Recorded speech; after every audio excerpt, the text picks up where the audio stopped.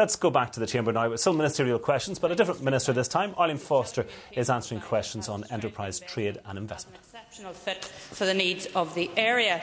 Finally, under a programme for government commitment, we are actively developing our specification for delivery of access to next generation, higher speed broadband services for at least 85% of businesses by 2011. In addition, all of the international connectivity services delivered through Project Kelvin will be available in Omagh and Strabane. For supplementary. Thank the Minister for her answer, and I've sought reassurance in the past that the Minister is doing everything in her power to connect up rural customers on an equal basis in terms of cost and speed, and I thank the Minister for her interest in that matter. In a second but related matter, could I ask the Minister to give her assessment of the decision to locate the telehouse in Coleraine as opposed to Derry, a bit like the university decision in the late 1960s, because Derry was identified in the application for EU state aid. Ask the member to take a seat. I have already said, when there were questions to the Deputy First Minister's office, that the supplementary must relate to the original question.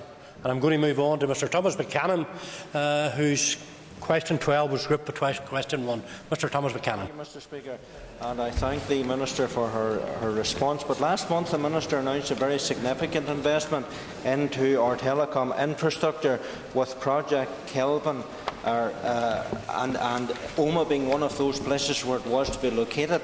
Now, over the last week or so, I've heard some negativity around the project being delayed and not being delivered on time, and it worries me a little that some of the companies that we're looking to bring in may well look elsewhere. Can the Minister give us some reassurance on the delivery of that project? Well, I'm somewhat surprised to hear the comments of his colleague from West Tyrone. Project Kelvin is going to Omagh, and that's something the people of Omagh and West Tyrone should be celebrating instead of questioning. I want to assure the member that Project Kelvin will be delivered, and it will be delivered on time.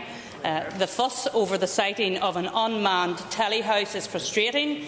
It is there for purely technical reasons. The benefits and indeed the prestige, which many are referring to as important, actually comes from what you can do with the products and the services which Project Kelvin are bringing to the whole of Northern Ireland and to the 8 sites where it has the same level and same speed throughout Northern Ireland. The Hibernia Atlantic solution will give us direct access to a multi-million-pound worldwide telecommunications network. Those who react positively to it will forge ahead, and I very much urge all companies to take advantage of this significant investment. All political representatives and business bodies need to look at what Kelvin will bring to Northern Ireland and to think strategically about what we can do with it.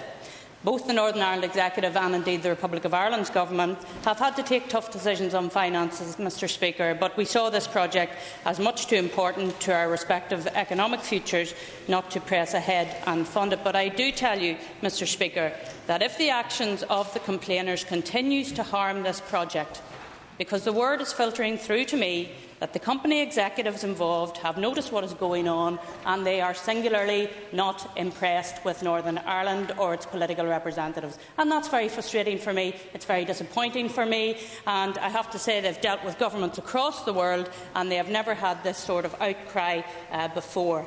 But let me say again how important Project Kelvin is. This is a great chance to move ahead, and both myself and the Republic of Ireland have been delighted that it has come to this course and that it will be operational by the end of this year.